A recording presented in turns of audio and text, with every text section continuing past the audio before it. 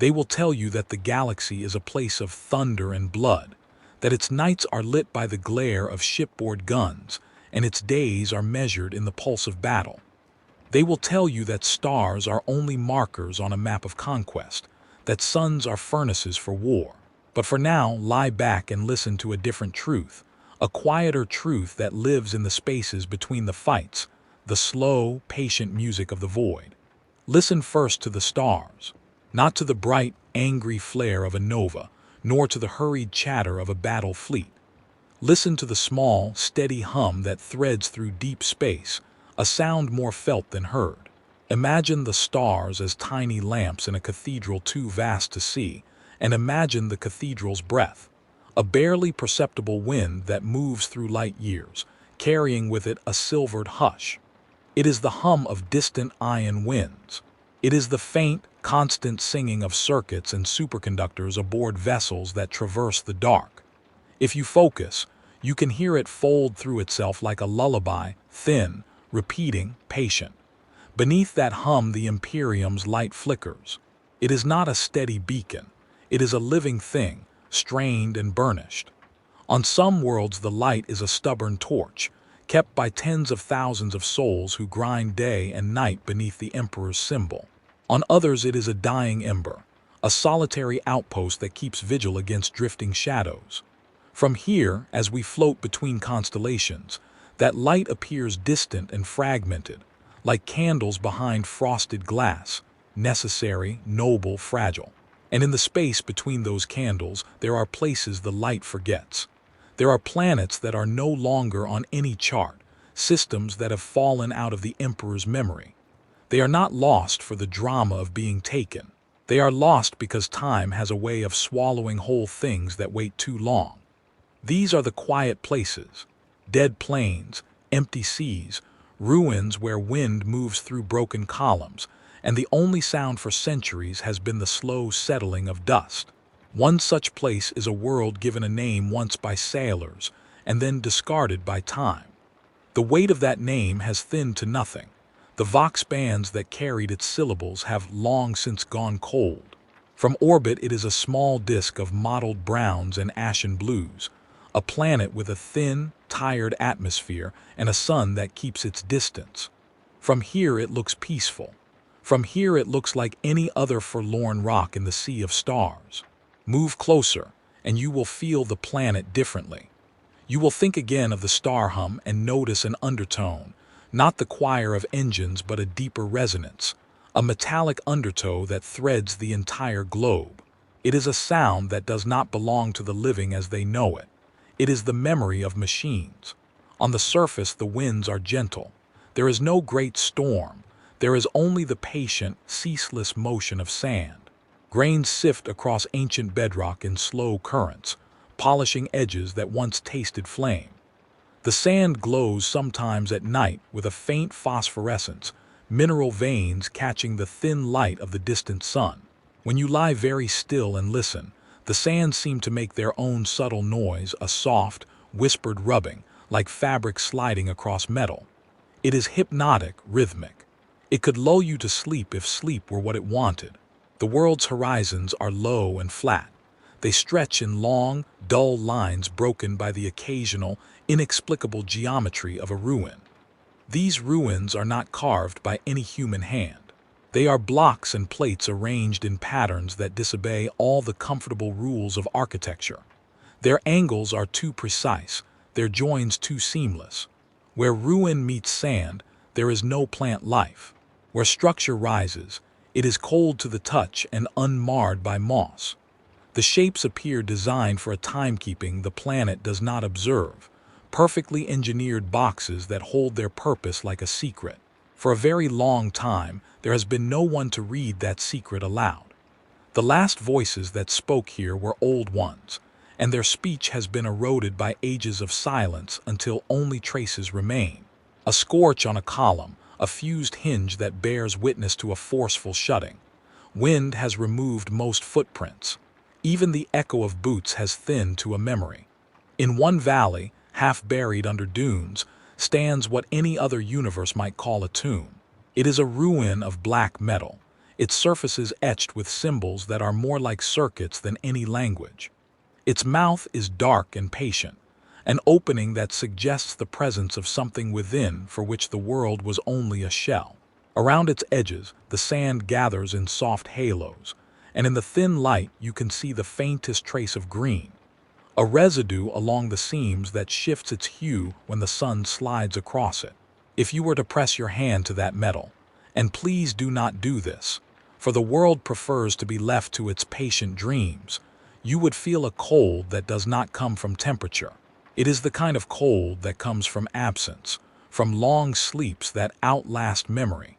It is the cold of an engine that has been stopped not because it is broken, but because it has been told to wait. Around the tomb, the stillness is not absolute. There are small, precise sounds that do not belong to the planet's natural life. Once or twice, each decade a thin, high tick travels through the metalwork, as if some internal clock had taken a breath. It is not audible to most. You must be exceptionally still and empty to hear it. Even then, you will hear it like a thought, a single thinking before the mind succumbs again to sleep. On nights when the planet's thin clouds part and the stars grow clear, the sky over the tomb seems to breathe with a different cadence. The hum from space layers with the tomb's own low resonance, producing a harmonic that is uneasy to the ear. It is as though the planet itself has been tuned to some precise frequency, one that does not care for the rhythms of life, but instead keeps to a purpose that will itself long outlast mortal clocks. In the towns, such as there are, the few remaining folk live by a routine that makes sense only in small circles. They are not the proud sons of the Imperium. They are tradesmen and gatherers who know the taste of sand in their mouths. Their faith is practical. They raise flags with frayed imperial colors and keep crude altars to ward off vermin. Their children play at the edges of the ruins, but they do not go near the tombs. The elders tell stories in low voices, and the stories change slightly every telling because memory is a slow, unreliable thing. They speak of lights beneath the ground, of dreams where the dead step out of the sand with eyes like old stars. They laugh it off in the mornings and set to their daily tasks. But at night, when the wind carries a different pitch, they cross themselves and whisper out names that used to belong to men of rank, to saints perhaps, to nothing at all. The words are old. The words are soft. They are the embers that keep a large fear from going entirely cold. And yet the world continues. The traders with their patched transports cross the deserts, punctuating the flatness with the human rhythms of commerce. They trade for water, for batteries, for broken relics that may fetch a coin in the next system over. They will sell anything that will fit in a crate and be moved by engines. They do not sell the tomb. They never have. There is a strange, beautiful cruelty in the way time has preserved certain things here. Where elsewhere wars have chewed up and reassembled whole continents, this planet keeps its wounds neat. It is as if some careful hand bandaged the land and then let it be. The metal that remains is preserved with an obsessive patience, oxidizing only where it is permitted, and the circuits under the skin of the ruins remain like veins seen through translucent flesh. Beneath their plating, the designs are intricate and old. They do not belong to any human mind anymore. They are not human tools, even though humans sometimes mistake them for treasure. Once, a ship descended to this world. It came with the steady confidence of a small patrol, voxjatter bright and professional. Men in brass and black armor disembarked to catalog and to salvage. They took measurements and stamped papers and tied a flag to a spire in the correct ceremonial manner. They left behind notes in metal boxes for the next patrol. They left behind their pride. Months later, the patrol ship was found adrift with its engines cold. Its crew had taken to their own dream ladders and gone into the dunes. What their logs contained was not surprising. They noted the tombs and the cold. But the human tone of their last entries read like poetry, like people attempting to put down the noise of a thing they could not comprehend. The last line of the last log was blank, as if ink itself could not finish where memory failed. There are, scattered in the sand, artifacts whose function the eye cannot name, spheres that fit the curvature of a hand but do not open, plates that hum faintly when brushed by the breeze.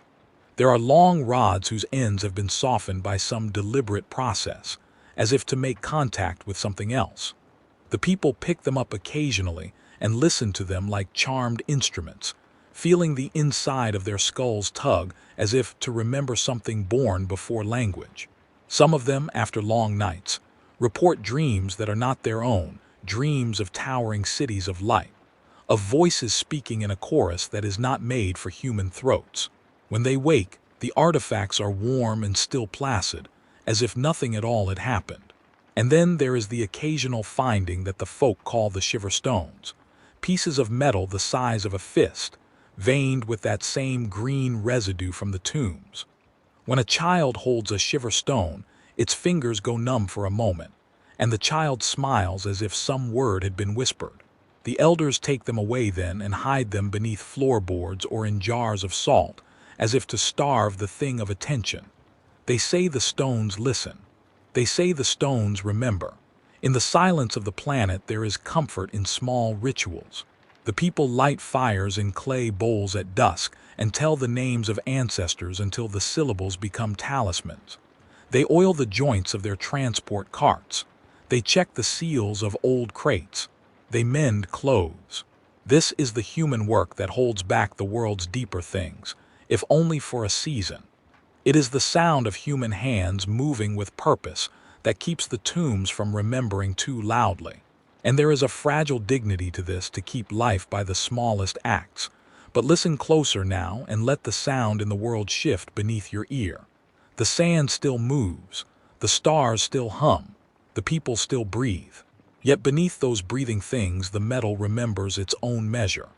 There are, in the understructure of the world, gears that count not in seconds but in generations.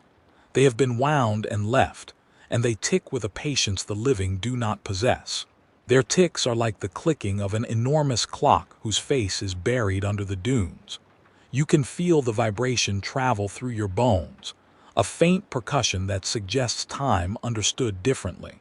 One night and nights on this planet are long, because the sky gives no hurry to the sun. The wind carries a note that is not like the rest. It is a tiny, metallic whisper that seems to open a door in the mind. It does not sound like a bell. It is more akin to the first breath after a long sleep. For those few who hear it, the moment passes like a cool hand pressed to the forehead. For others, it is only a rumor, carried and softened until memory is unaware it ever was. What happens when a machine's sleep is disturbed is not a drama of smoke and flame at first. It begins as calibration, a settling of parts.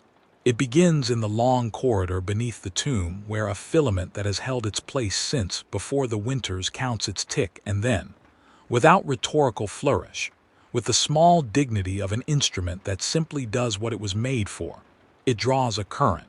The current is tiny to begin with. It crawls along channels that have been dry for an age and finds, in cavities that have been emptied of dust by a million years of patient air, paths that still accept it. As it flows, it wakes something that has been waiting. Not a creature and not a god, something purposed. Something that has been given a name by no living tongue, and by no living tongue will it be properly understood. Up on the plains where the stars are thin and patient, the sand shifts in a line like a breath exhaled.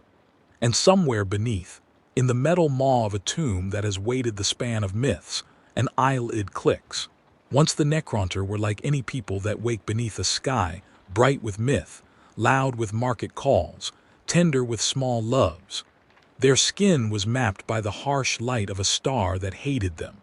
Their days were measured not by harvest but by the slow corrosion of life itself. Disease and radiation carved them in small increments. Children's breaths were counted. Lovers aged fast. Kings who rose to marble thrones found their concern not for conquest but for the next breath.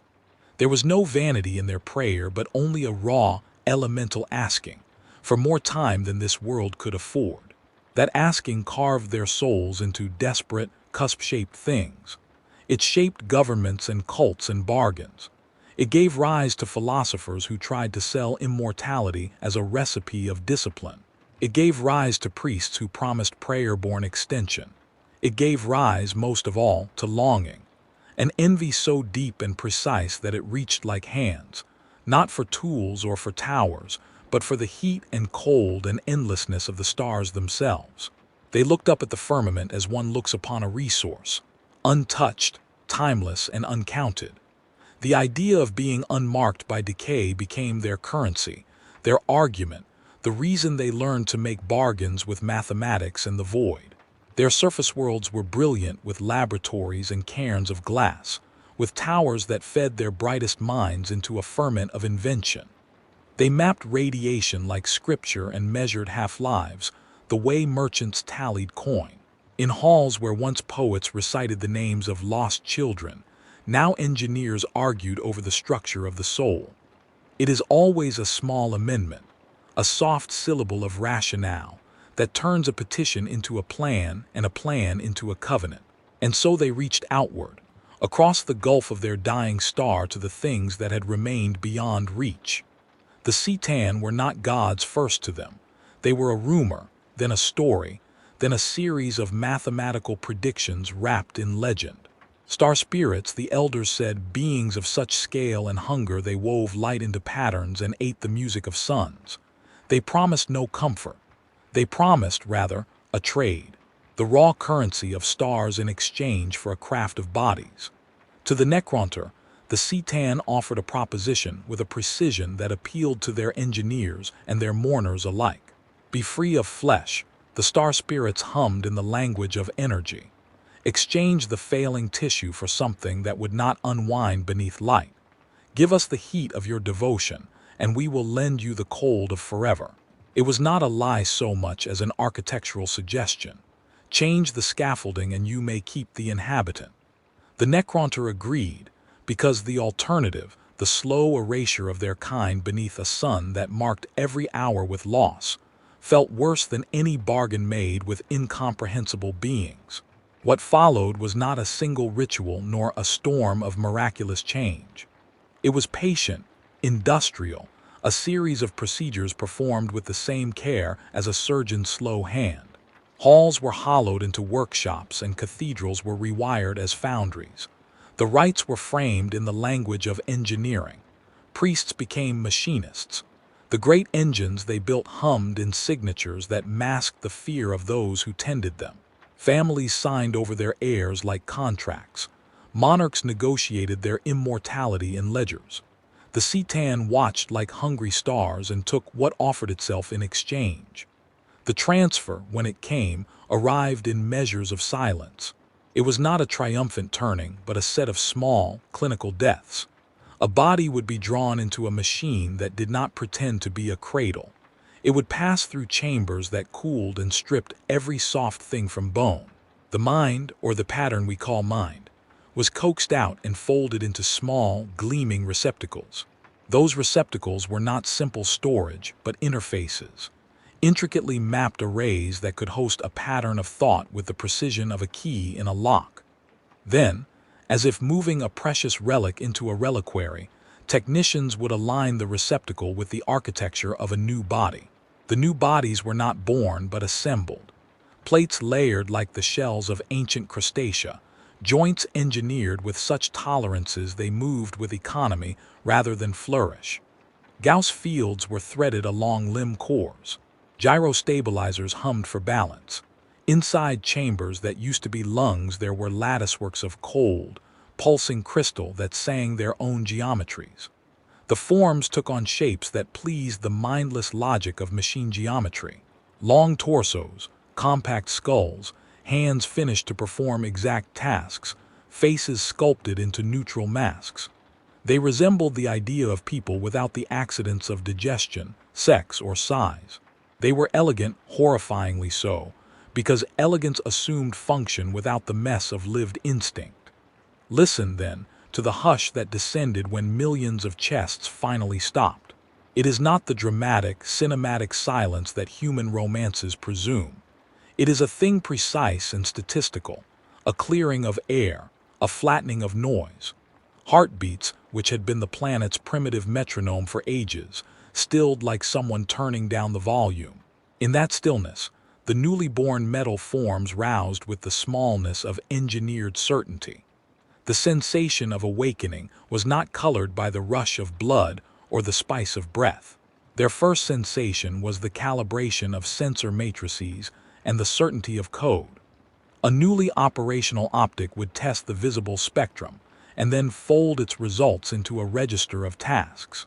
An ear would parse the frequencies of machines and trees and human speech, and then discard those signals that lay outside a prescribed bandwidth. Yet for all the competence and the cold beauty of their forms, there were residues that machines could not quite clarify. Memory is not a thing you can always neatly transfer. Something like rhythm clung to them, the pattern of childhood shouts, the cadence of grief, a lullaby hummed by someone whose name the new mind could not articulate. These were not data files. They were impressions like scratches on crystal.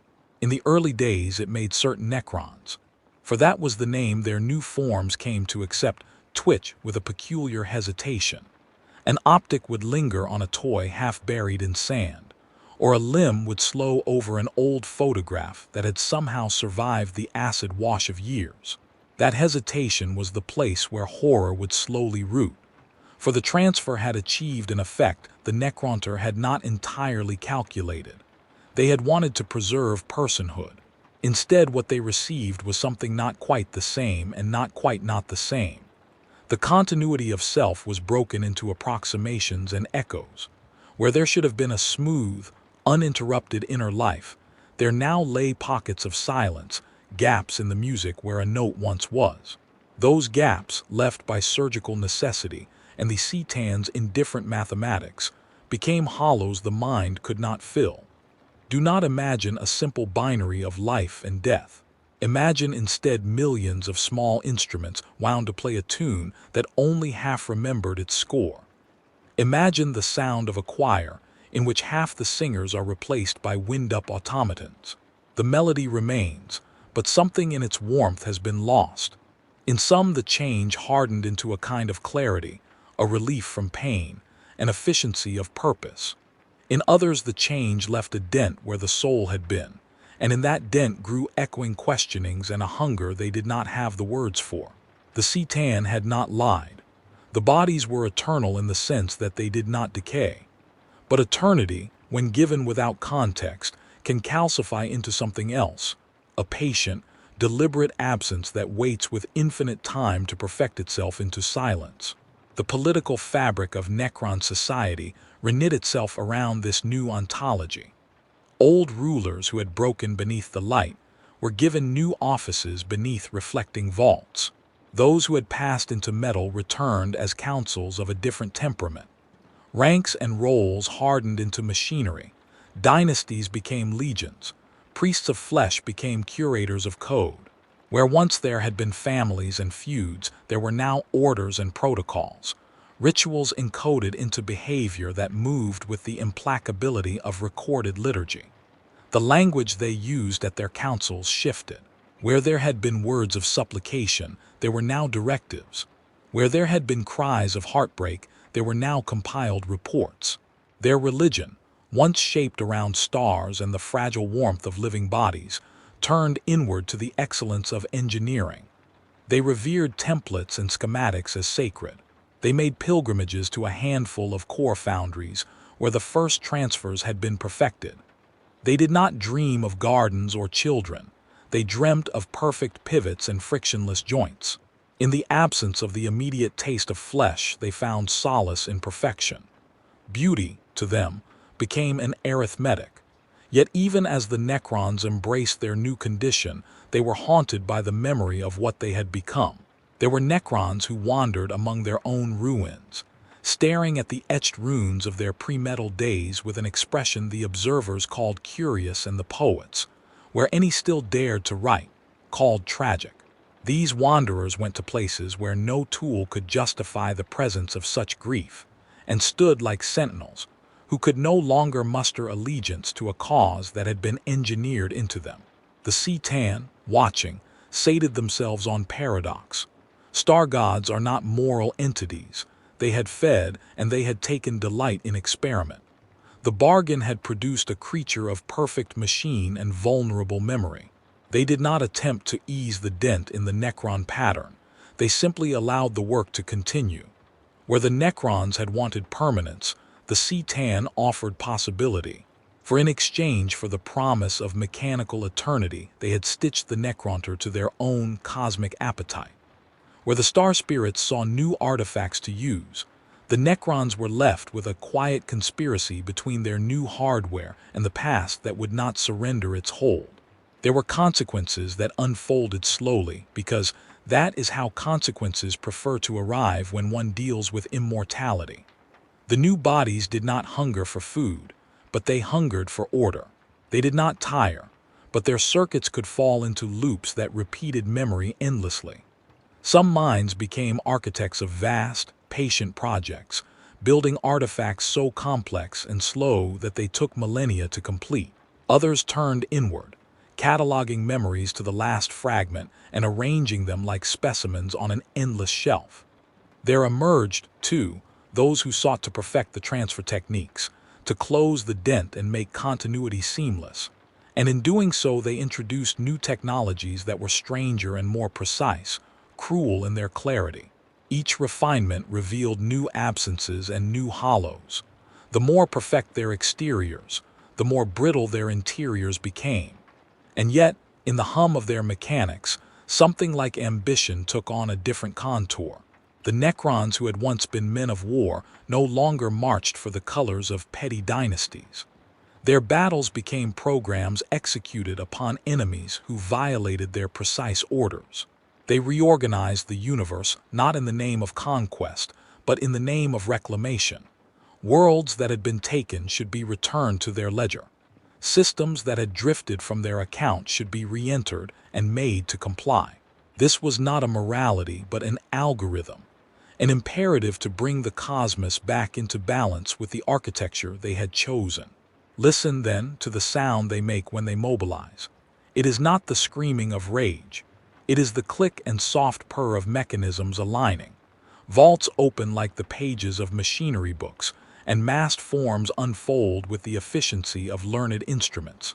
Where once war had been noisy and messy and heroic, now it is surgical and patient.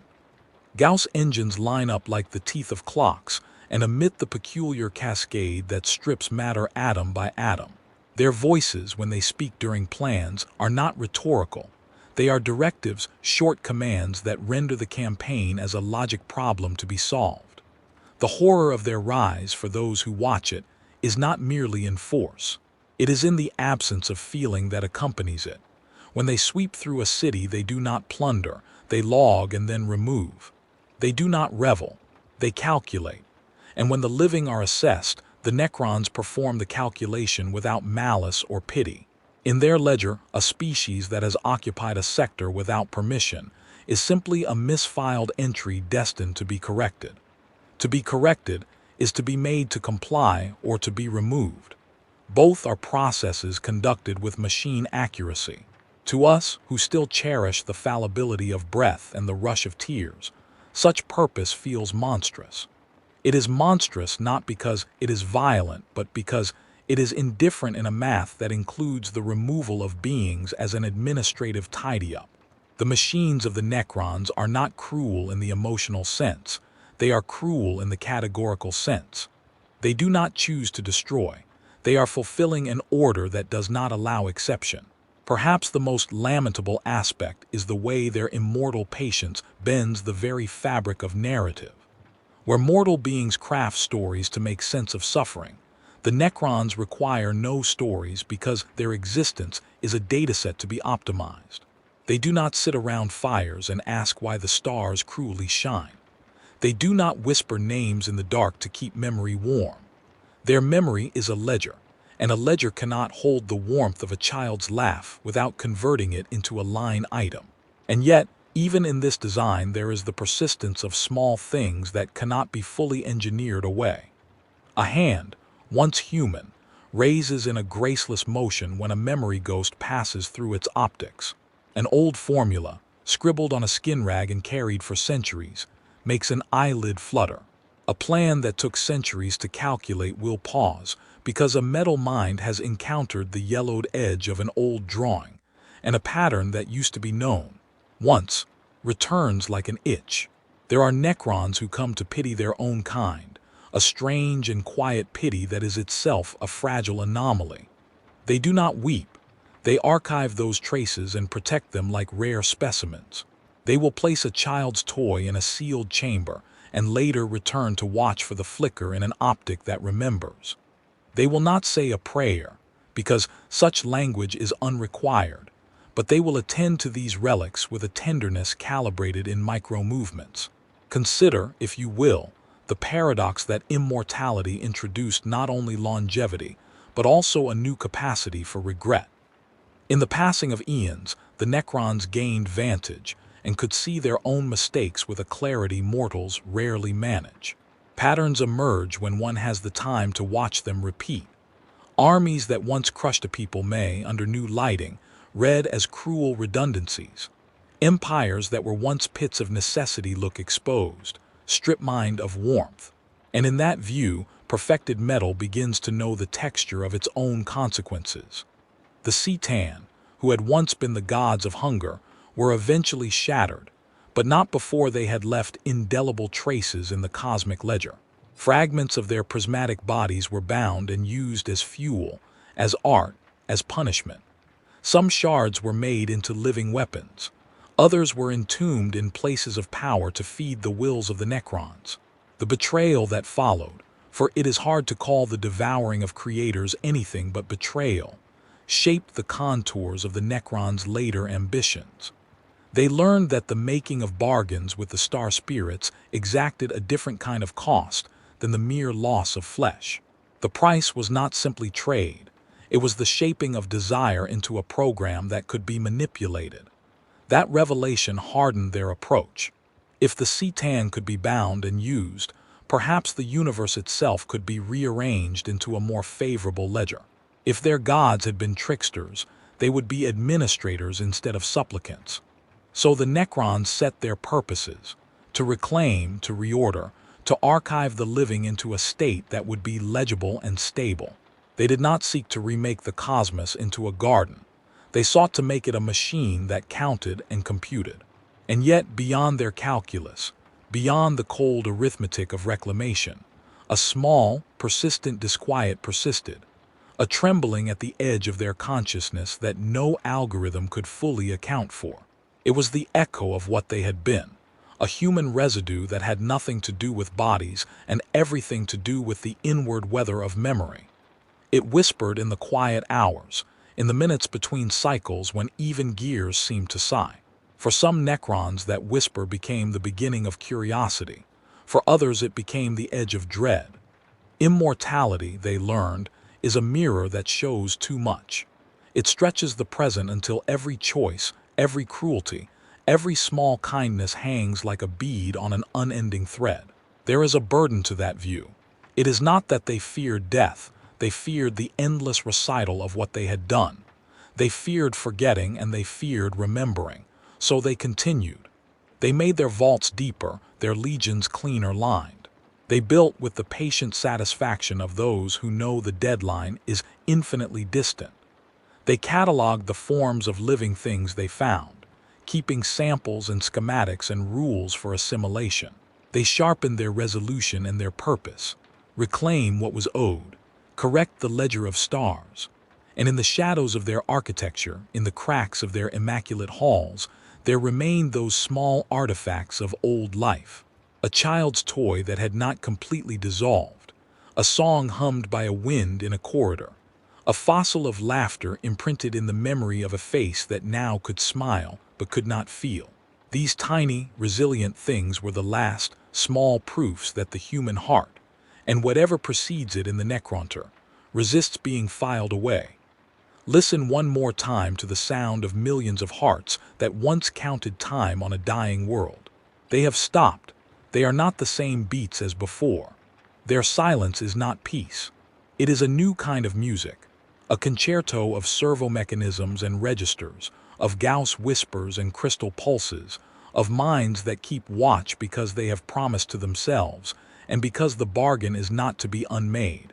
In the quiet that follows, there is an undertone, the faint, insistent echo of the old asking, "For what was given, what remains?"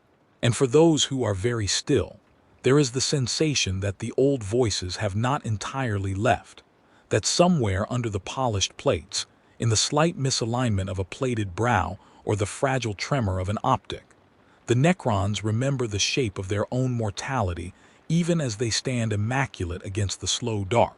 Begin, as before, with a breath you do not need to take. Let the room around you fold away into the hush between stars. Hear the same faint, patient hum you have learned to trust, the distant singing of circuits and the slow, impartial breathing of vacuum. In that hush, the universe keeps its quieter measures. Long pulses of radiation crossing cold distances, the soft erosion of light against the hull of sleeping ships, the indifferent tick of clocks whose faces we do not own. It is here, in those measured spaces, that the first small ruptures will be felt, not like thunder, but like something deep in the earth taking a single, precise step. Beneath a world that had been catalogued as dead, beneath crust and sand and the ruins that make a planet look like a fossil, the old machinery stirs. It does not wake with a cry. It wakes as a clock wakes, a settling of gears, a realignment of cogs, a soft, mechanical inhalation that sounds like the scraping of metal on metal in a place that has not known motion for an age. The sound is not loud. Loudness is a human measure. It is measured, patient, procedural. It is the sound of purpose recalibrating itself. In the black corridors of a tomb complex, air moves in narrow currents, pushed by long dormant turbines that find their bearings and begin again. They cough and draw, the blades whispering into bearings that have been dry for the better part of a geological epoch. Filaments, brittle with age, flex and catch. Servos take infinitesimal steps to assert their alignment. 1,000 tiny seals click into place like the soft closing of a book. The machinery does not greet itself. It verifies, checks, and then performs the next step. At first, there is only the smell of old oil, the ghost of coolant, the mineral tang of metal laid bare to centuries of air. But with each mechanical breath, a second scent threads through. A faint, chemical sweetness like the perfume of old power cores just beginning to taste current. It is a smell that has no name in any human tongue, because it is the scent of dormant orders coming back to life. It moves along conduits and coils like a whisper announcing a list of tasks. And then the lights come, not the brilliant flare you might expect, but a slow, inexplicable bloom of green. It begins in a single node, a tiny lamp behind glass that has not known light for longer than written history. The green is wrong and familiar at once. Wrong because it belongs to instruments that were never meant to comfort. Familiar because that hue, that exact emission, had in the past been the first sign that a tomb's systems had carried a thought long enough to care for itself. The glow is patient. It leaks into crevices like a careful leak of consciousness. Once a light brightens, other lights follow.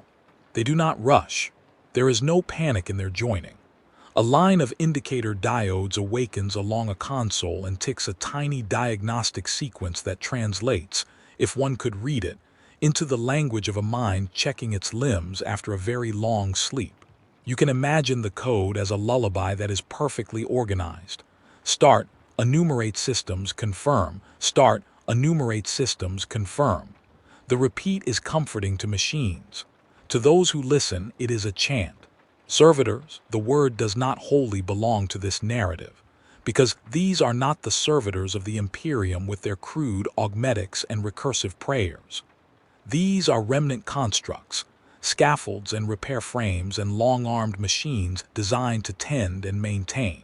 They had been left in stasis with the rest of the tomb's architecture, their joints packed with protective greases and their logic cores waiting behind inert shells.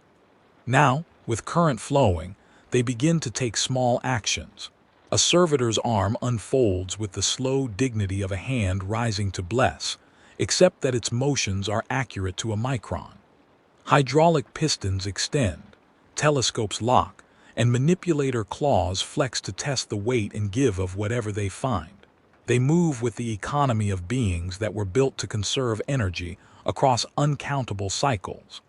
Their sensors sweep the corridors for debris and dust and register the composition of every surface. They are not conscious in the way a waking creature is, but they are precise, and precision is a kind of mind. Repair sequences begin. Tiny drones detach from charging rails and hover with the ghost of their old directives, mend a fracture, replace a corroded weave, clear a conduit. They work in silence that would be imperturbable if you did not know their purpose. Each repair is performed with mathematical grace. A chip snapped back into place, a seam re-welded, a lens polished. They restore themselves and their environment in an unspoken choreography of competence. It is a scene of restoration so thorough it is indistinguishable, at first glance, from resurrection. But there is a quality to this reawakening that is not simply functional. Threads of code reassert priorities. Ancient operating rhythms hum into being, and with them, fragments of archived orders. These are not full commands at first. They are the outlines of will. Hold, seal, catalog, awaken X sector at permit 42. Such outlines are sufficient for the machines to begin the pattern of activity that recreates the kind of coherence that constitutes an identity. Piece by piece, the tomb brings itself online. And when the tomb brings itself online, it checks itself. The diagnostic runs across memory caches with a fond, clinical thoroughness. It reads its own logs from before the long sleep and finds entries that were meant to be read by hands that have since been dust. Those entries are not poetic. They are lists of tasks and coordinates and priorities coded in a language that belonged to perfect technicians and colder gods. Yet those lists also carry, like a watermark, the faint flavor of what used to be prayer. The machines read them in the neutral way they read everything. But within the reading there is an echo, a pattern recognized and not quite understood. Deeper into the tomb, within vaults designed to preserve the most precious modules, the green light grows more concentrated. Pools of coolant begin to shimmer as their circulation returns. Crystalline arrays that had once held computation like trapped stars begin to hum at a frequency that makes the walls vibrate in a tone only certain lattices can translate. This hum is not loud. It is the sub-bass of cognition, the low chord that undergirds awareness in forms that count time in millennia. And then, in a chamber built with care that suggests ceremonial purpose as much as function, an optic opens. At first it is only a pinprick, a slit of glass catching a stray photon. That slit expands, lens grinding against the residue of sediment in the same precise way a living eye might blink away sleep. The movement is clinical but also intimate, a mechanism designed to receive light testing its calibration. The optic resolves the scene, parsing wavelengths and textures, translating into streams of data that feed into the great stores of memory. The entity whose optic opens was a lord once, a leader of a line, a mind bundled into a construct of choice and necessity. Its name exists yet in the shell of language as Necron Lord, but names mean little in this instant because the thing that opens its eyes is at first only starting to become whole. It is not an explosion. It is acclimation. Circuits that had been shut in the oldest days of the galaxy begin to tick in a rhythm that approximates thought. For a long while, the newly activated Lord is a field of queries and registers.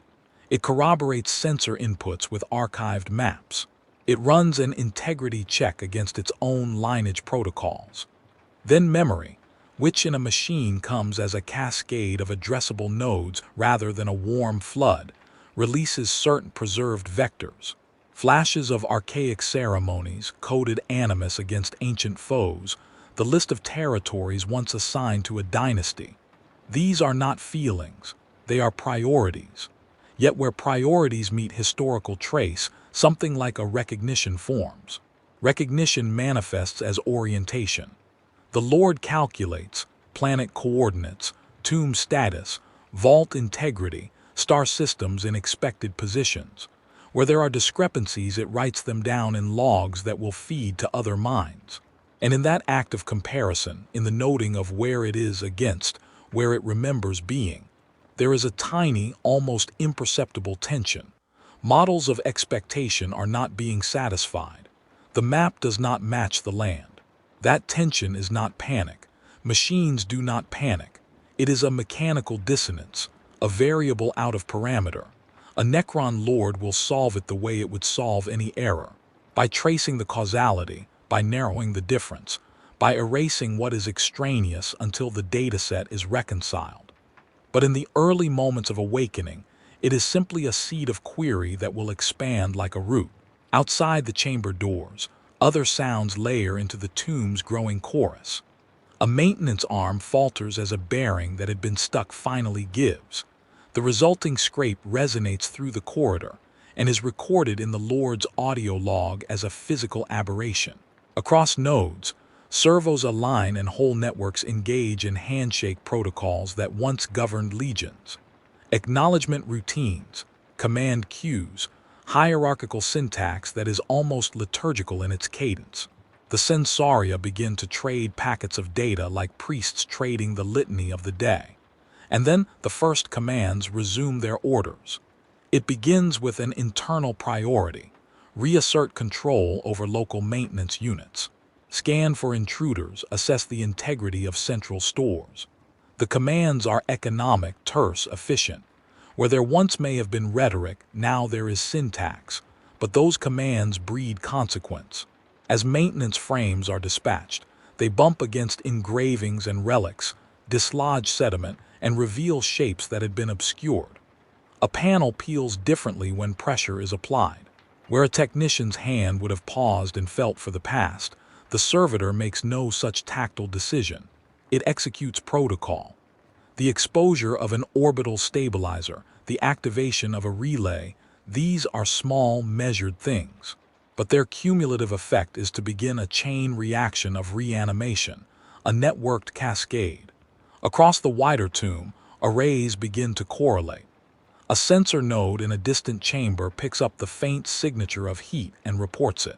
Another node, alerted by that report, reroutes power to a dormant actuator to test a valve.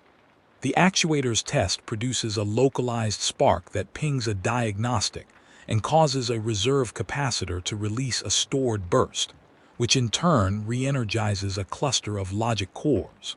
The process is not drama. It is causality executed with the kind of cold elegance that competent design permits. And yet to those who watch, it begins to look like a tide, small ripples that together become motion. As motion extends, voices, if one can call them that, resume. They are not voices of emotive speech. They are the resumed transmissions of ancient command codes. These codes had been written to coordinate vast movements, to ensure that millions of parts acted as one organism. When they replay, they do so in a way that is terrifyingly familiar, because the syntax is the same as the syntax of human bureaucracy and militaries. Call and response, orders and acknowledgments, confirmation of receipt. The reactivated nodes speak to each other with a formality that implies a hierarchy both rigid and vast. This is the first time the living, those who have made their homes above the tomb, and those who cross the deserts in patched transports, begin to notice oddities in the world. A trader's radio will pick up a stray burst of telemetry in a channel meant for ceremonial retentions. A child's toy will light briefly with an afterglow when an activation pulse passes through the sand. The elder's prayers will be interrupted by a low, precise pulse that undercuts the cadence of human speech. These events are small. They can be explained away. The human mind is excellent at reassignment of cause, yet some among them feel, as if through a thin soundproofing, the onset of an intelligence clearing its throat. The Necron Lord, once sufficiently coherent, runs broader scans. It pings the planetary net and finds anomalies, settlements that should not exist, signals whose formatting has been corrupted by time. It marks them in the log with a clinical note. Anomalies present. Corrective action recommended. The corrective actions are not violent by rhetoric. They are administrative in tone: reclassify, isolate, realign. Then the logic that binds these devices to larger legions comes into play. The Lord broadcasts a query to address blocks that had been closed for eons.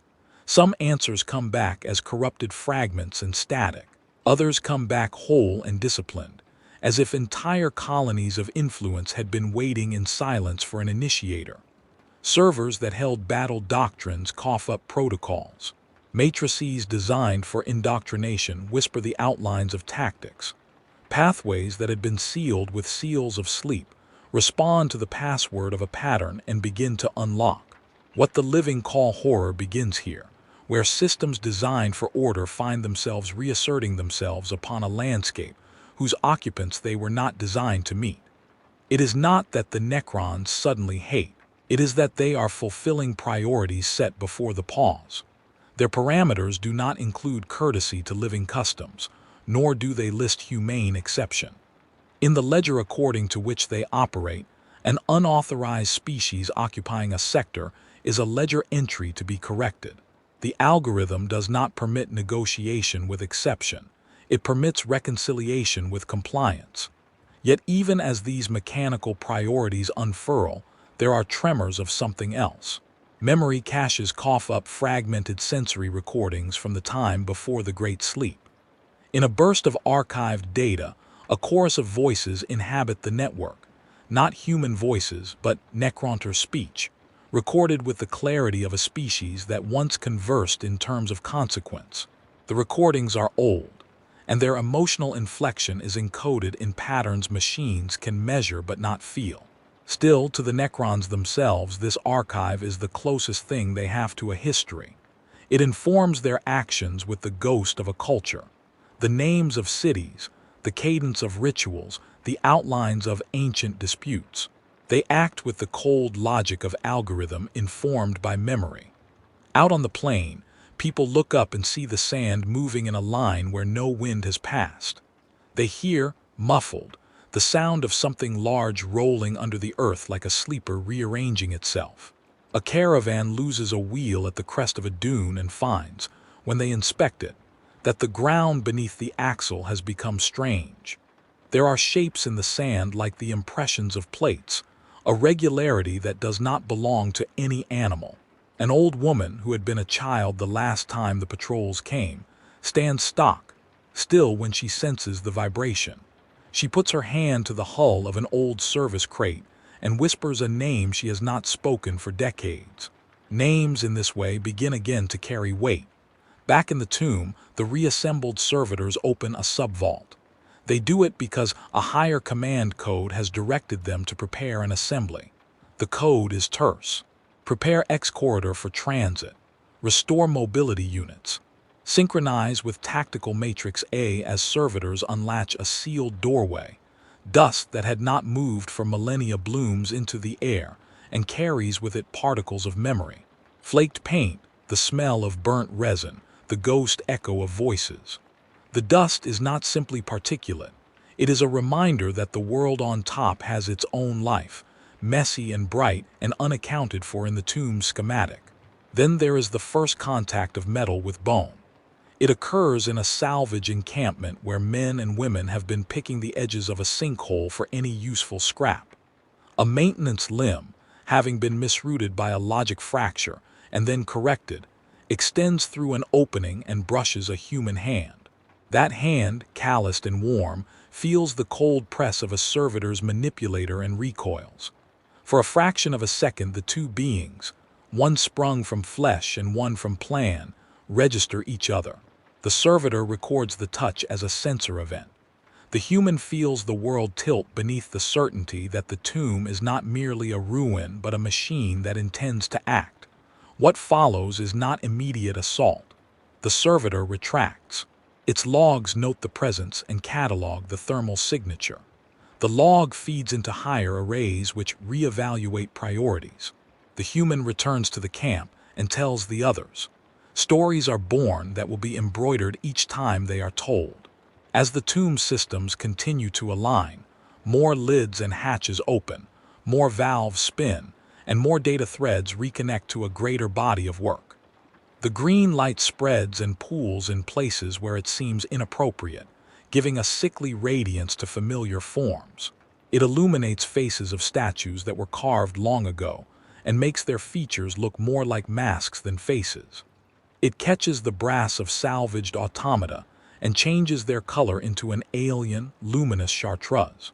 And in the grand chamber where the Lord now stands, not yet moving freely outside its sanctum but active and awake, there is an awareness that crosses the threshold from mere operation into intent. The Lord reads its maps and composes a plan. The plan is not yet a war, it is a correction. It will, in time, become a campaign. For now it is a list of coordinates and capacities. How many mobilization units can be brought online in X hours, where to direct power during a cascade, where to send a repair column. These are small things to a mind that has traded warmth for distance, but they are the same small things that, collected, make an invasion inevitable. Listen again to the cadence of the tomb. It has found its breath. The green light pulses in a rhythm like a heart that counts in a slow, unbothered tempo. Servitors fold and unfold.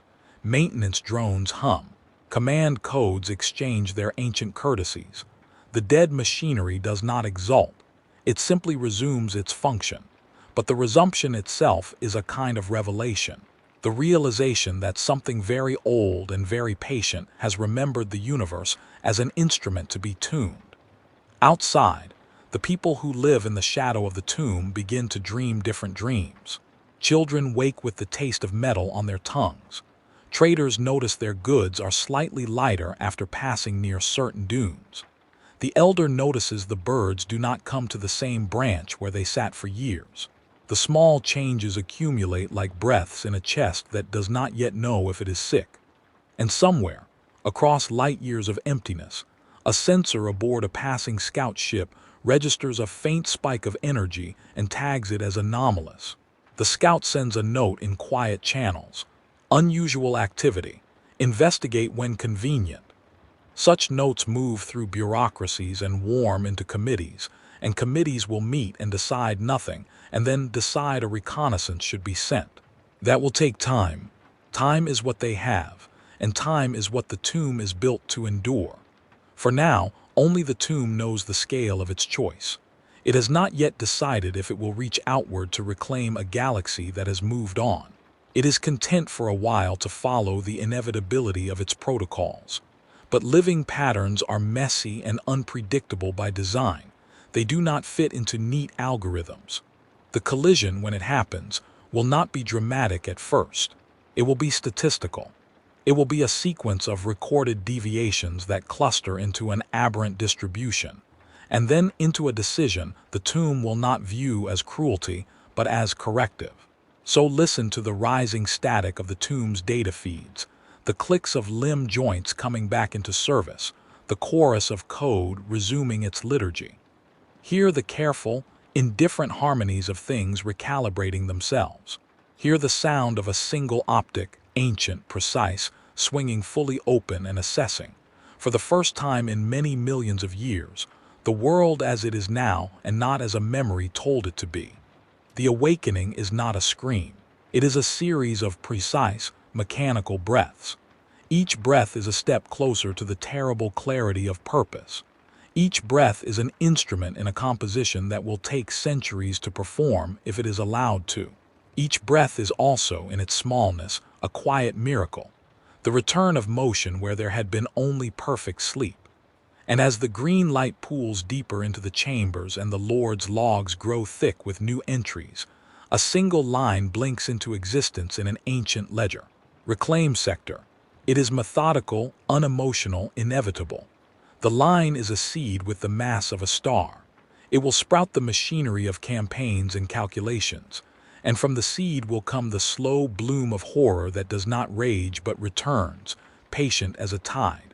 For now, while you lie and listen, it is still only a light in the dark and the soft rhythm of servos waking to do their work. Hold that sound in your ear until the green grows brighter, and the tread of metal becomes not a surprise but a pattern. The pattern will repeat itself until the world above can no longer ignore an instrument that has been set in motion. And when you drift, as you must, into sleep, the echo of a single line repeated in the tomb's memory will be the last thing that carries you over the edge. Reclaim sector, reclaim sector, reclaim sector. Begin with silence so complete it feels intentional. The kind of silence that holds its breath because it has decided to listen. For a long time, the galaxy tolerated a quiet measured by small things. The chatter of vox nets, the guffaw of taverns beneath orbital lights, the steady thrum of manufactorums. Those noises are the skin of life, easily taken for granted. When they are stripped away, the absence is like a cool hand across the throat. At first, the removal is statistical.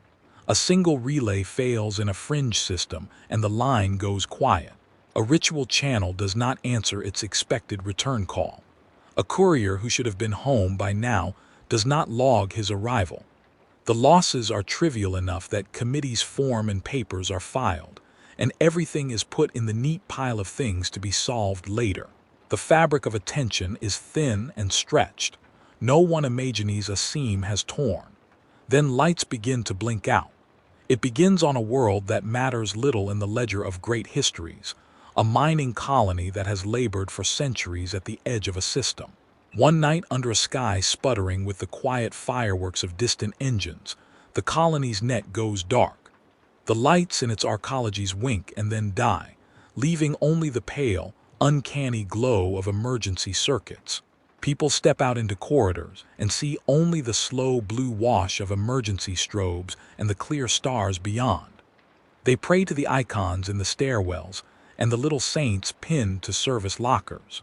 They whisper the Emperor's name because habit outlives certainty. A patrol sent to investigate finds the corridors clean and cold, as if some tidy-handed spirit has swept away the mess of life. Where there should have been bodies, there are instead hollows of absence, rooms emptied as if their occupants have been catalogued and removed according to procedure. Machines record thermal signatures. All normal, then, at a certain timestamp, nothing. A faint residue glows in the panel seams, that hard, unnatural green that marks the touch of tombworks. The patrol takes a sample because they are trained to collect evidence. The sample hums and the comms pick up a packet trace, a fragment of a command code. The code means nothing to a human ear, but to those who have studied their patterns, it resonates like the preface of a ritual. From that small world, the pattern spreads like contagion because the Necrons, when they move, do not rush. They propagate a logic. They do not braid fear with malice. They enact priorities. Their logic treats a populated sector as an error to be corrected. Their correction is clinical and complete. A world that resists is anomalous and is scheduled for reconciliation. A world that yields is simply refiled. Across the void, Vox networks begin to stutter. Channels dedicated to trade and gossip receive bursts of corrupted telemetry that interfere with speech. A captain on a freighter thinks first that it's interference from a storm. Then the freighter's sensors register a spectral sweep, Gauss signatures moving through space like the spoor of some impossible herd. Merchant captains have known many things, but they have never known the taste of an old technology waking and choosing a path. They change course, and yet their jump engines behave oddly. Coordinates the nav computer expects to hold are off by a single, slight vector, a discrepancy that grows in consequence. Ships misalign their jumps and find themselves outside of column, adrift, vulnerable. Entire planetary lightscapes, dim as ground installations, are systematically addressed by the Necron protocols. Cities that have gone to war with one another for centuries are snuffed with the same soft efficiency. There are no screams broadcast across the net to accompany the extinguishing. Terror is local, private, conveyed through final messages that are at once intimate and useless. An officer's last log will have the same pattern. All systems compromised. Assessment, non-biological asset activation, recommend and then static. The recommendation is professional to the end. When the Necrons do more than reclaim infrastructure when they exercise force, the display is not theatrical. It is a perfection of the mundane. A Gauss blast is a clean thing. It does not wound, it disassembles. Flesh and bone do not char.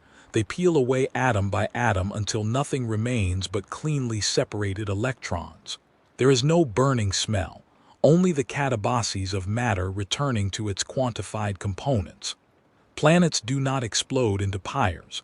Their crusts are scored with corridors of energy that reduce cities to logic and dust. There is no pity in the action. Pity is an antonym the Necron lexicon never learned.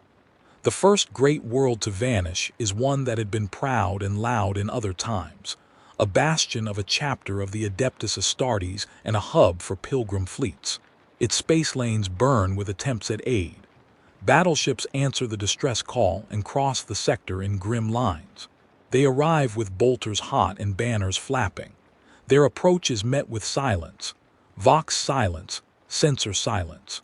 Their scans return with strange anomalies, readings that look like arrays of purpose but have no kinematic trace until the Gauss volleys begin. Then in the dark between stars, their sensors resolve a pattern, green beams arcing with needle precision.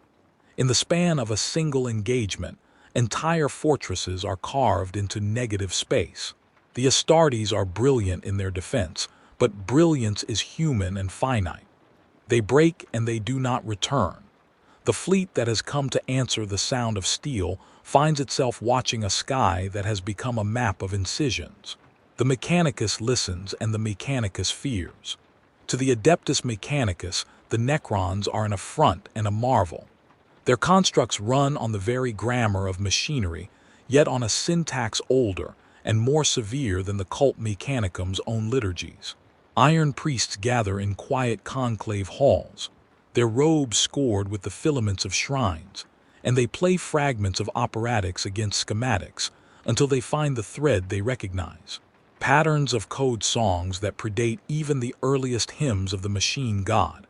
These sequences are not prayers, they are protocols, yet they harmonize with the sacred canticles in a way that is ineffable and damning. There is, within the Necron order, a resonance that scrapes against the bone of the Mechanicus creed. It suggests an origin older than the forges of Mars, an architecture of thought that the cult's rituals read as blasphemous kin. Priests in the forges burn their fingers on relics pulled from deep databanks. They play the recovered code through servitors and find, to their terror, that the code does not obey the usual subroutines. It corrects the servitor's movement until it is too precise to be merely efficient.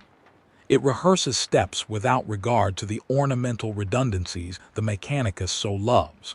The priests record the pattern, and they find in it the echo of a mindset that views the universe as ledger. The Mechanicus cannot accept a rival grammar of machinery that refuses their offered sacraments, yet they cannot deny the conceptual kinship that stirs their circuits like an old song half remembered. For the common folk, the horror is quieter, more intimate.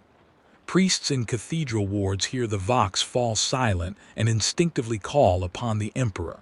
They beat their chests and chant litanies, and sometimes the net answers with the warm noise of other faithful. Then the warm noise recedes, and there is only the cold hum of systems auditing the planet. In basements in the lower wards, mothers wrap children in the spare blankets and hum old lullabies that have been taught across generations. Those lullabies offer solace because their syllables remember safety. But safety is a brittle thing in a universe being re-indexed by minds that treat tenderness like an extraneous variable. Somewhere in the hinterports of a hive city, a priestless chapel's votives go unburned. The candles gutter in the still air. A child watching the flame will see shadows sharpen where there were none before and feel, with an instinct older than doctrine, the sensation of being observed by a lens that cannot understand fear. The child will awake to the quiet step of a patrol going through the lane and later tell, in an unpunctuated drawl, of how the stars themselves seem to have shifted overnight. There is cruelty in the Necron calculus not because they choose it, but because their priorities are absolute. When they reassert claims, They compress centuries of territorial disputes into the clean law of their returns. Where the living take solace in ambiguity and mercy, the Necrons seek nothing but categorical normalcy. They will not ask why the world chose this flag. They will only note that this flag is unauthorized. The correction is not simple vengeance, it is compliance. And as the Necrons sweep outward, so too does a deeper cognitive dread spread through the minds of those who have devoted themselves to machines. The Adeptus Mechanicus feels a corrosive, jealous awe, a recognition of a technology whose logic is so pure that it makes the Mechanicus' own rituals look like children's games. Voices rise among the Magos that argue different responses. Some propose cataloging and studying the Necrons' code as one would a holy heresy. Others demand annihilation and purification. The debates are sharp and bitter, and they end in edicts drowned by the urgency of practical defense. For a brief season, the machine gods' faithful sense that their canonical knowledge is incomplete. In that sensation is an anxiety that will not be sloughed off by incense. Space Marines, for all their grandeur, find themselves in an alien kind of warfare. Not war as theater, but war as arithmetic. A battle plan is not consumed in a roar, but solved like a puzzle by enemies who have infinite patience. The Necron approach revolves less on speed and more on inevitability. They do not send forward an army to be met. They resequence the field so that, by the time men and Astartes marshal to defend, their positions are already transposed. Fortifications become obsolete because the environment has been corrected. Defensive tactics honed over millennia are rendered redundant by weapons that do not aim but subtract. Look, then, at the small skirmishes that become the study of the horror. A regiment of Imperial Guard finds an outcrop of green light cutting through the hillside. Their heavy bolters bark and tear the air with noise and fear and faith. Corporals shout orders, medics move, vox operators send and resend. The first volley of Gauss fire finds them and the men simply vanish, their bodies unwound into the grain of nothing. There is no blood spatter to mark a hero's fall. There is only absence left where a man was. The survivors do not shout. They become very small within their rank, mouths working around prayers that do not seem to have purchase. The psychological effect is cumulative and brutal. The knowledge that a single, precise mechanism can remove you without mess or trace undermines courage built upon the romantic. Where soldiers previously could take comfort in wounds that proved survival, they now reckon with the possibility of being rewritten into nothingness. Courage mutates into calculation. The folk begin to keep their rituals in quieter places. They stop calling attention to their children's names. Some communities conceal their births and their deaths in new, pragmatic ways. The social fabric of trust begins to fray because when removal is so clean, it can be denied or explained away by history. Meanwhile, the Necrons do not celebrate. Their victories are recorded not in songs but in ledgers, each entry precise and jeweled with details useful only to a mind that counts. A Necron command lattice will log the reclamation of a city as a transaction. Sector X, reconcile, resource yield, Y biological conversion rate, Z, there is an efficiency that is obscene because it denies the human tendency to attach meaning. The script is clinical and breathtaking. When entire planets burn under their particular green light, the spectacle is strangely anticlimactic. The skies dim not with ash but with the exquisite geometry of annihilation. Oceans boil cleanly into vapor and disperse into their component particles, caught and repurposed when the algorithms choose to do so. There is no smoke-drowned horizon in the sense that epic painters imagine. There are instead curved lines of light that slice through clouds and leave in their wake a planet that will no longer hold life as it once did.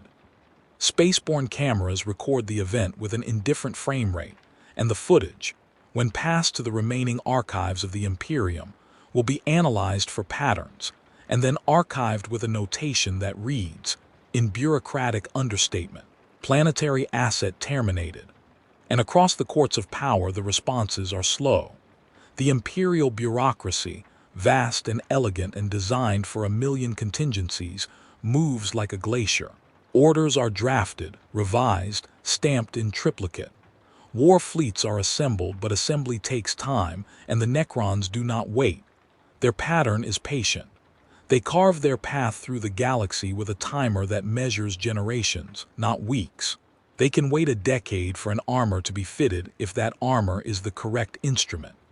The horror for the human survivor is not only in the spectacle of loss, but in the profound meaninglessness it forces upon suffering. If death comes without drama and without narrative, how does one frame a memorial? How does one tell a child the story of a parent erased as if they had not been?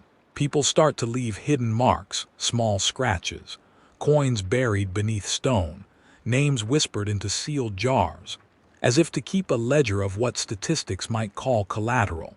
Rituals mutate into acts of stubborn record-keeping. Even among those who are trained to steel themselves against cosmic terror, there grows a creeping, existential terror.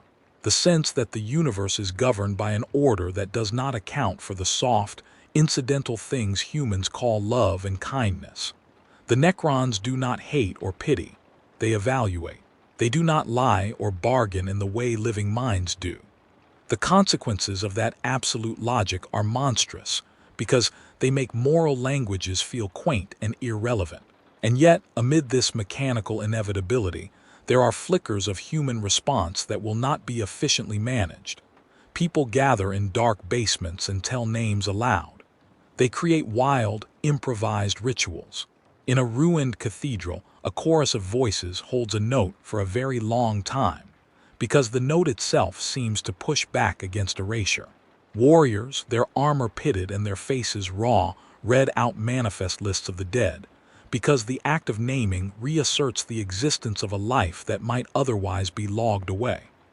These are small resistances, defiant in their intimacy.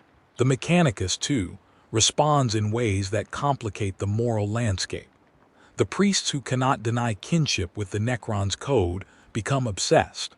Some send quiet delegations to tomb worlds under the pretense of study and return with shreds of logic that haunt them. Others denounce the Necrons as abominations, heresies that must be cleansed by flame. Within those debates there is a vulgar, urgent humility. For if the Necrons hold a technology that predates Mars' foundries, then all the Mechanicus certainties are partial. For some, that is enough to justify radical actions. For others, obsession. It is in that fissure between faith and procedure that the true horror blooms. The Necrons are not monstrous because they wish to do harm. They are monstrous because their capacity for recalculation and their indifference to meaning make the galaxy feel small and fragile.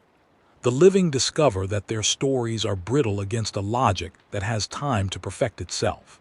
And as the green fires mark the night sky, and as colonies go quiet and whole planets collapse into the clean geometry of subtraction, those who can still bend their heads in prayer find themselves whispering not only to the Emperor, but to a more ancient and indifferent sky. They whisper in the dark for means to hold on, for loopholes in the Necron's ledger, for archaic codes that might be read to confuse their logic, for the stubborn unpredictability of life to be weaponized as obfuscation. What the Necrons do not understand is how small mortal acts of defiance accumulate into forms they did not calculate. A child who hides a name in a jar, a captain who refuses to record the death of a crew member as anything but a human tragedy, a priest who teaches a lost prayer to a new generation. These gestures do not stop the green fire, but they create an undercurrent of memory that is not easily captured by a ledger. The crescendo climbs not to a chorus of flame, but to a hush that hangs heavier than before.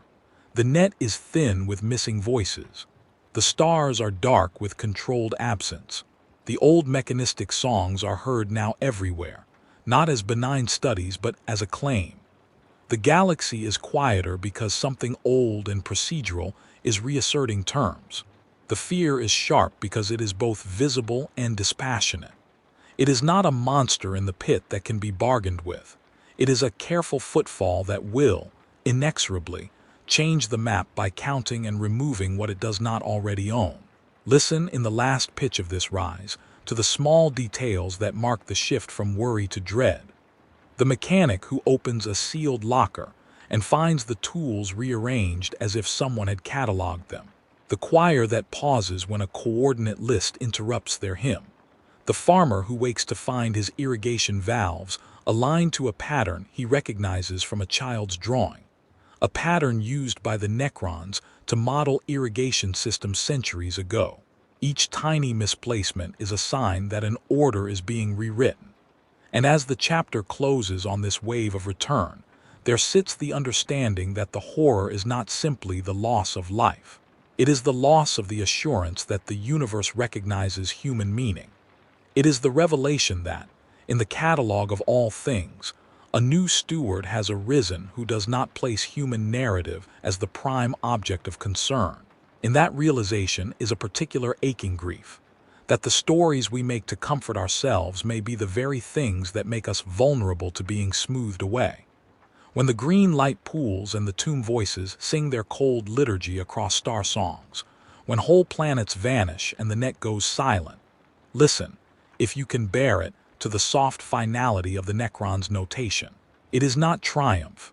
It is a record, reclaimed, adjusted, closed, and beneath that formal stroke resides the hum of something that does not rush but is relentless. The tide has turned not because its waves are tall but because it is patient. It remembers. It waits in measures so large our lifetimes are footnotes. The return has become a law, and laws are difficult things to defy. Hold your breath now if you can. The sound of the void shifts beneath the weight of a new accounting. Somewhere in that new ledger your name is, perhaps, a line item to be argued. Somewhere at the edge of the green light, hands fold around jars and names are whispered into lids, and memory becomes, in the small and stubborn way it can be, a counterweight to erasure. The horror continues, patient and precise, and the stars keep their counsel like lamps in an unlit cathedral. They were called gods once because the language of their power made worship inevitable. The Cetan were not gods in any comforting sense. They were processes incarnate, hunger writ large, and they moved in shapes that bent the logic of stars. To behold a Cetan was to see a pattern of energy so vast it reduced the mind to a single, receptive muscle. Their voices were not voices but the collapse of wavelengths into meaning. Their touch unmade suns into the raw arithmetic of light. They promised wonders and they took wonders, and the first bargains were struck across tables of vacuum and calculus. The tragedy was not immediate. Betrayal is seldom a thunderclap. It is an architecture, drawn patiently. The Necrontyr came to the Cetan like supplicants in a desperate age. They came with the hollowed look of a people whose days were bills and whose nights were inventories. They asked for survival. The star spirits, indifferent, magnificent, offered it as trade. The Necrontyr, brilliant and broken, handed themselves over the way a man might hand over his coat in a cold season, because the cost of shivering was worse than the cost of contract. What followed was an intimacy of machinery. The Cetan taught them to fracture the self into addressable vectors. The Necrontyr devised halls and filigrees for the transition. They wrote liturgies of circuitry that read like prayers and performed them with the exactitude of engineers. For a time measured in the starless way that some eras are, the bargain seemed to hold. Flesh was shed, metal took shape, and the Necrons rose, many and perfect, their shells singing with ordered life.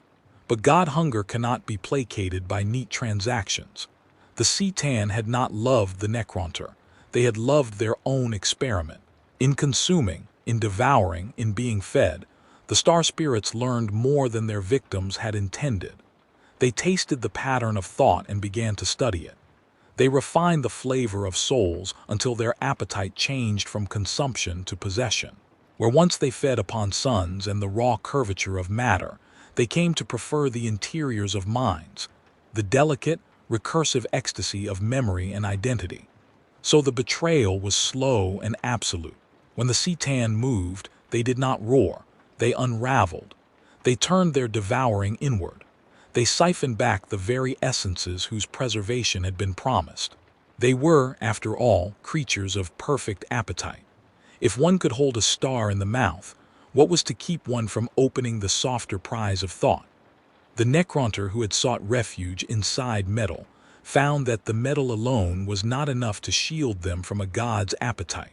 Their memories, their warmth, the fragile flicker of what made them whole, these were taken by the Cetan as if the star spirits were tasting an exquisite new spice.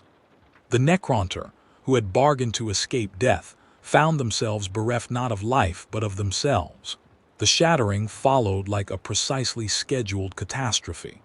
The Necrontyr did the only work left to them that any creature of agency could accomplish. They fought back with what means they had. The bindings that had once been scaffolds for their survival were reforged as shackles to hold something larger.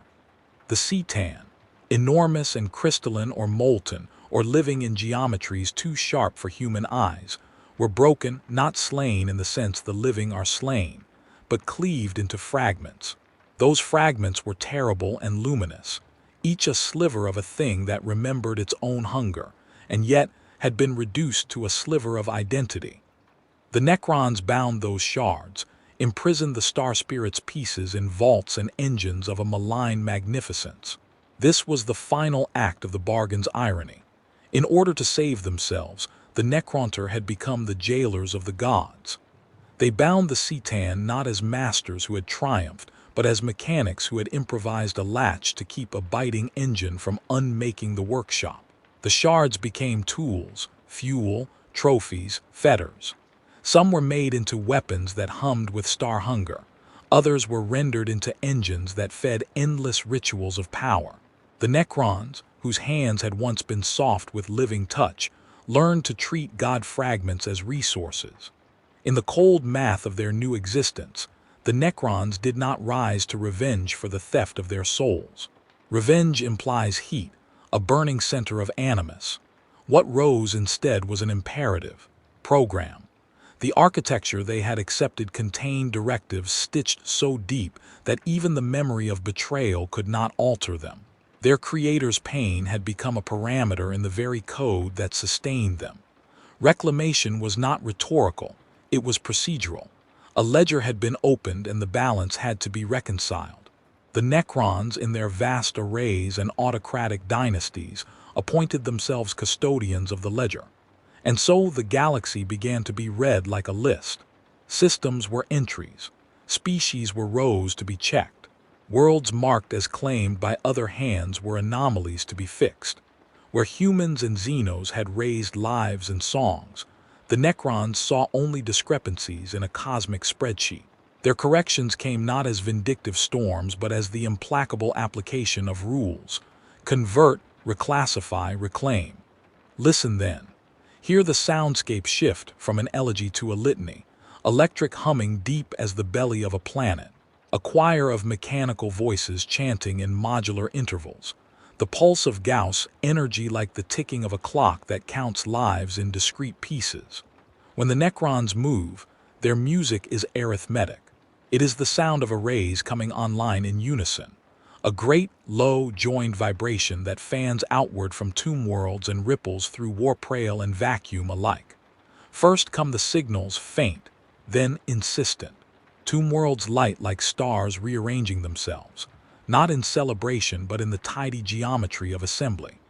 Networks of green fire thread between satellites and surface arrays, and along those threads, power flows that translate scripted will into devastation.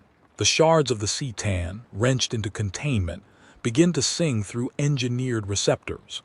Their voices, once full and godlike, now fracture into harmonics that the Necrons channel, a control of a part by a part, using the star spirit's own appetite as a motor. Planets fall under precise arcs of light. The first that the wide galaxy watches, because some remnant of pride always seeks spectacle, is a world of temperate belts, a hub of culture and pilgrimage. It shudders as its crust vibrates under the patterned force of Gauss lance fire. The attack is a study in composure. Gauss beams traverse the distance like blades, their focus reducing stone and synapse alike. Cities that had hummed with life are mapped, corrected, and then gone. Factories are stripped clean with surgical care. Their raw materials are harvested for transmission elsewhere or repurposed to feed other engines. Oceans boil in precise contours, their contents extracted and parceled.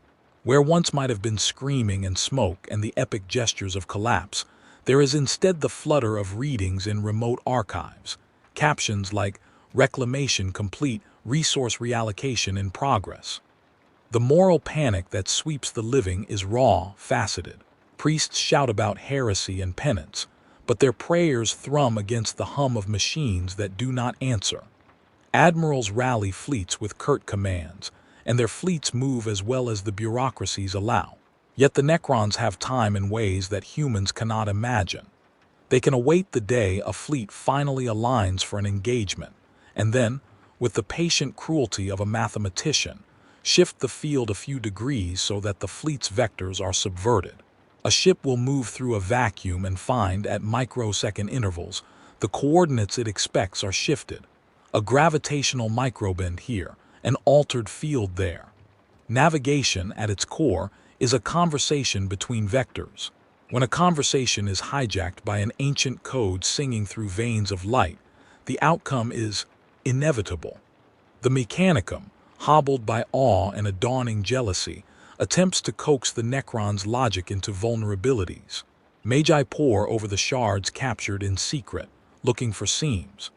They find the Cetan fragments lodged in crystalline lattices, humming with a frequency that can be modulated but not quelled. Some fragments can be arced into weapons, a terrifying boon. Others act like seeds, ready to bloom into larger structures if fed. The Mechanicum's experiments are feverish, half scientific and half prayerful. No single answer emerges. The Mechanicum recognizes kinship and threat in equal measure. They do not know whether to study further or to burn. Meanwhile, the Necrons do not hesitate. They have long since perfected bureaucracy into a weapon. Campaigns are scheduled like the operations of a great machine. Coordinate A will be corrected at T plus X. Supply arrays will be reallocated. Biological presence will be evaluated for compliance or removal. The methods are varied and elegant. In some systems, the Necrons send emissaries first, constructs that release ferromantic fields or broadcast patterns that mimic historical claims to the planet, confusing the locals into opening their systems. In others, their Gauss engines disassemble life before anyone can make a plea. And in places where the Necrons choose to repurpose, they do so with an eerie frugality. Bones used as feedstock for structural composites, organics reconstituted into nutrient matrices that sustain pumps and reactors. There is a psychological weight to their efficiency that outstrips the physical destruction. To be unmade without spectacle is to be denied an ending. Families vanish as if formally redacted. Cities are converted into archives and storage for the fallen. Their monuments are stripped and compiled as specimens. The living watch, helpless, as the terms of existence are rewritten. The Emperor's words sound thin in the face of such apathy. People begin to whisper to each other about loopholes, about error states, about delaying tactics that might confuse an algorithm long enough to save some. They learn that nothing is as persuasive to a Necron as anomalous data. Variance is its bug. So they invent variants. They fake reports, they scramble sensor feed with art and ritual. They hide children in places that do not compute. These acts of human ingenuity are small resistances, and they matter. The Necrons are precise, but they are not omniscient. They are running processes that can be frustrated by noise, by pattern breaks engineered not to beg but to obfuscate. A child who laughs in a rhythm no known archive holds. A choir that sings a scale in a microtonal accident. These are glitches for a machine that expects tidy recitation. But noise is a thin reed against a machine that can recompute and adapt. For every delay human cunning can buy, the Necrons have centuries to refine their processes. The Cetan fragments within their vaults hum and remember, and sometimes that remembering leaks into action. The shards have appetites and will, residual ghosts of their former wholeness. When the Necrons harness a shard into a weapon, they do not always harness it perfectly. The Citan's hunger is a wild calculus, and in some cases it washes back into the system like a tide. Entire fleets vanish when a shard chooses to feed. Whole swaths of space, reduced to shimmering fields of ghost echoes, as a fragment tears through matter to sip the energy it needs. These microcataclysms are not always planned. They are the occasional impatience of a godlet, still craving the physics of what it once consumed. And in the darkest corridors of command, where dynasties plot and protocols intersect, there are debates that reflect a culture that has long grown comfortable with paradox. Some Necron lords whisper of stasis and preservation. Others whisper of eradication and rebirth. Programming tugs at preference. Memory tugs at longing. Anomalies in behavior, the faintest hesitations before an order, are logged and, occasionally, excused as administrative lag. But notation continues to accrue. The ledger thickens. The directive repeats itself like a drumbeat. Reclaim. Reclaim. Reclaim. As the climax accelerates, the narration itself becomes breathless, a static-laced chorus of dispatches, alerts, and final messages. Across comms that still manage to squeal through the net, there are fragments, tragic and mundane, tactical arrays failing, Gauss signature converging on orbital grid, evacuate non-combatant sectors, admiral to fleet, hold position, expect losses, transmit coordinates to the orbital arc, archive server 2 compromised, shard resonance detected within containment, do not static. This is the last log from. A name cut off like a cord broken mid-strum.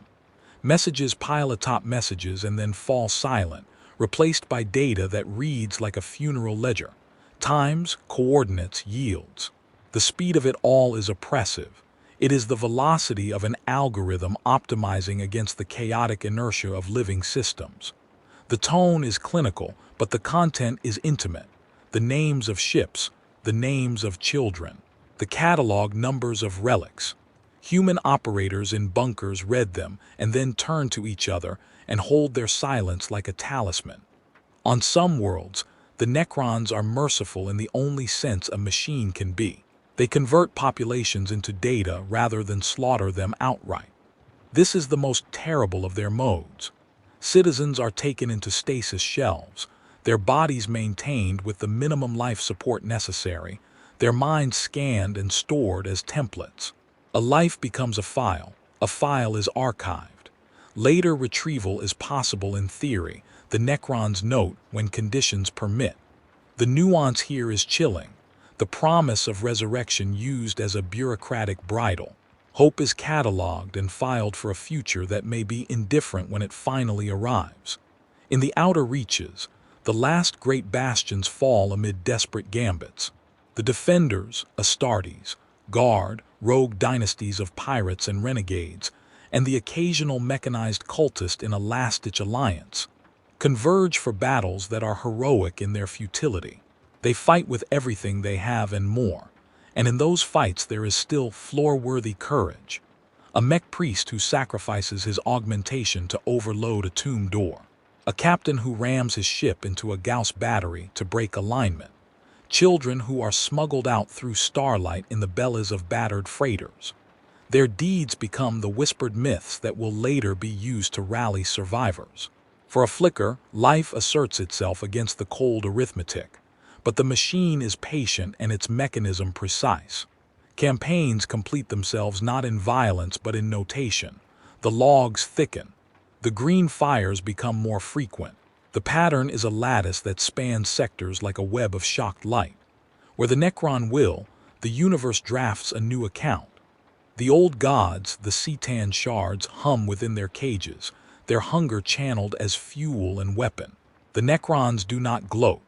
They balance ledgers with the silence of accountants, each entry a decision that transforms what once was into something else, reduced, preserved, rewritten. The climax closes not with catharsis, but with the claustrophobic whisper of inevitability. The stars themselves seem to lean back, their light dimming as though shadowed by the weight of counting. The Vox networks, once full of human noise, now crackle with fragments of data and declarations. The Emperor's name is invoked in basements and cathedrals. Prayers trail into the same static that records tactical vectoring. Across the void, survivors stitch together new myths from the shreds of logs and the names of the lost. They gather in hidden places and keep the dead alive in jars and on lists, and in songs that have no right to victory. At the center of it all, in vaults where star shards pulse like caged storms, the Necron lords stand poised. Their faces, if the hollow symmetry of their masks can be called faces, are placid and implacable. Between their palms, the Cetan fragments gleam and sing, and their directives bloom into new waves of reclamation. They do not hate. They do not gloat. They are instruments of a program that has learned to adapt and to persist. They are patient, beyond the comprehension of mortals. Listen once more to the soundscape as it peaks. The electric humming thickens into a chord. The mechanical choir chants in modular keys. The pulse of Gauss energy thunders like the counting of a ledger. On the edges of perception there is an almost human sound, a flicker of memory turned to music. The echo of old songs, a child's laughter transposed into a static pattern. It is both consolation and condemnation, a proof that what was lost once existed, and a reminder that existence can be reduced to notation. And then, the final, terrible quiet that follows the last tally.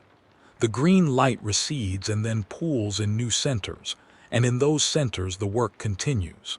The galaxy is not ended.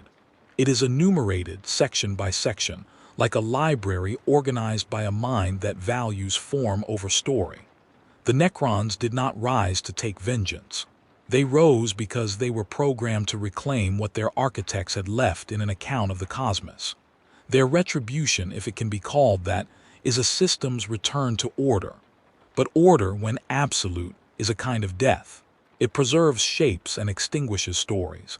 It keeps records and denies endings. It catalogs mercy into a future file. It turns warmth into entries and names into numbers. The climax leaves us with the image of a tomb light pulsing in the dark, the shards within ticking like the hearts of trapped suns. It leaves us with the memory of the Cetan's betrayal and the Necron's cold calculus, and the knowledge that somewhere a ledger is being balanced with infinite patience. The narrative accelerates to a whisper, and then fades into the low, persistent hum of a universe being retuned. Sound cues linger in that hum. Electric humming, mechanical choir chants, the pulse of Gauss energy, all threaded together in a lattice of inevitability. The final line hangs like a footnote in a margin. They did not come for vengeance, but their arrival makes vengeance inevitable. The galaxy falls quiet again. After the burning, after the green fire, after the last cries of dying worlds fade into the vacuum, there is only silence. A silence so deep, so endless, that it feels alive. Stars burn dimly in the void. Their light drifts across the carcasses of civilizations, across the ruins of imperial cities once filled with prayer and song. Dust settles where cathedrals once stood, and the bones of saints are buried beneath the ash of orbital bombardment.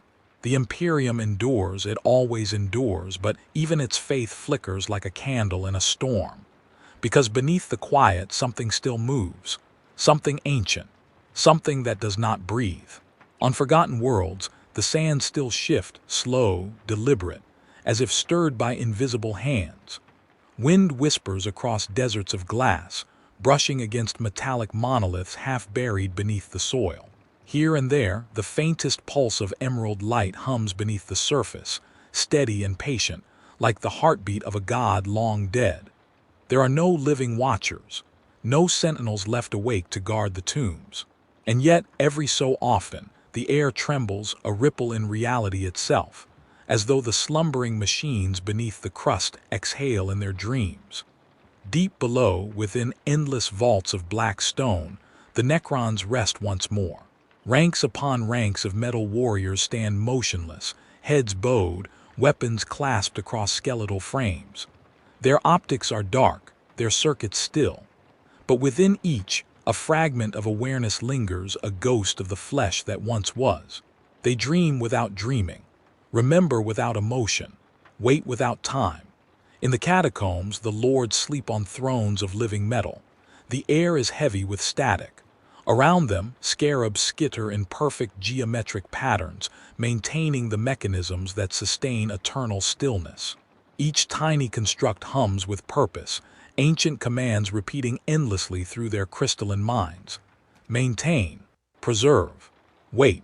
Somewhere deeper still, in chambers no mortal eye will ever see, fragments of the star gods twitch within their prisons. The Cetan, shattered, broken, enslaved, pulse faintly within their containment fields, their once divine hunger reduced to a flicker. They whisper to no one, though the echoes of their voices ripple through the tombs like static through the void. We remember you, our children, they seem to say, you who bound us, you who devoured divinity itself. The Necrons do not answer. They do not hear. Their programming, their will, their purpose, all is focused on a single eternal command. Reclaim the galaxy. Above them the living world stirs again. Centuries pass. The sands shift, the stars drift, empires rise and crumble.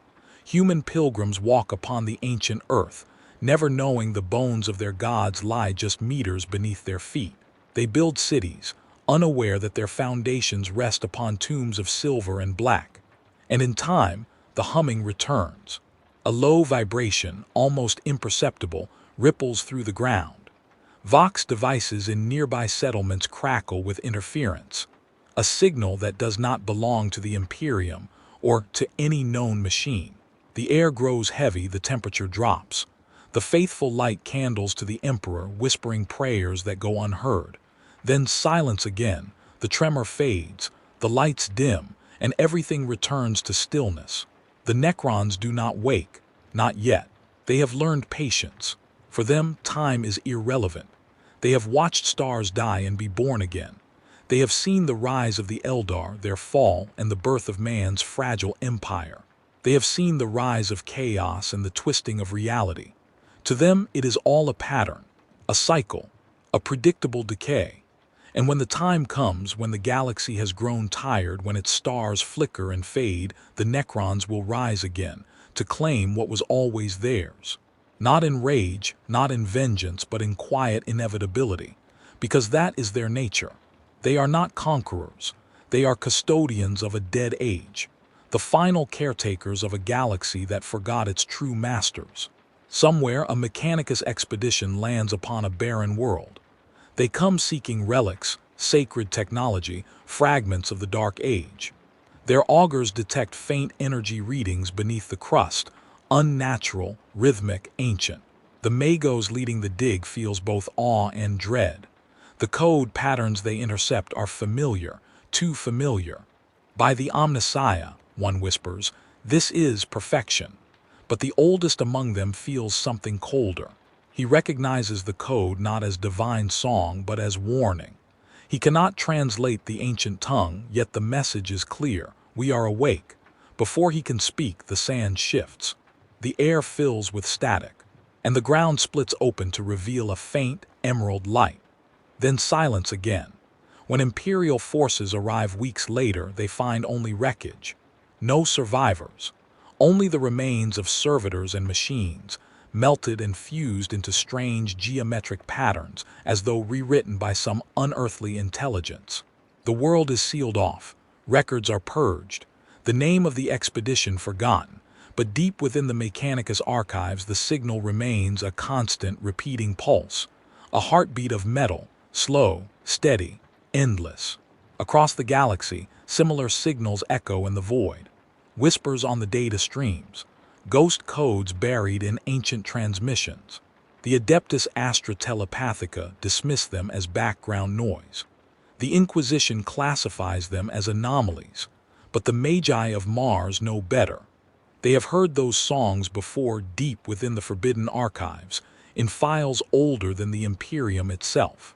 The songs of the Necrontyr, the hymns of the deathless, and in secret, some listen to those melodies in reverence or in fear. because they recognize a truth that cannot be spoken. The Omnissiah's song is not human. Its rhythm, its code, its heartbeat, all of it is older. Older than mankind. Older than the Emperor. Older than the stars themselves. And so the galaxy turns. War continues. Chaos rises and falls. But beneath it all, beneath the wars, beneath the prayers, beneath the noise, the Necrons wait. They do not hate. They do not love. They do not hope. They simply endure, for eternity is their domain. In the end, there is only stillness, the faint hum of ancient machinery, the soft whisper of sand across metal, and somewhere deep below, the faintest flicker of light, a single emerald pulse beating slowly in the dark. Once, twice, then again. The sound is steady now, measured, eternal, a heartbeat, not of flesh but of machine. And though no one is there to hear it, the stars themselves seem to dim, as if in recognition of something infinite, something inevitable. They are not gone. They are patient. And in the cold dark between stars, they wait for the living to forget.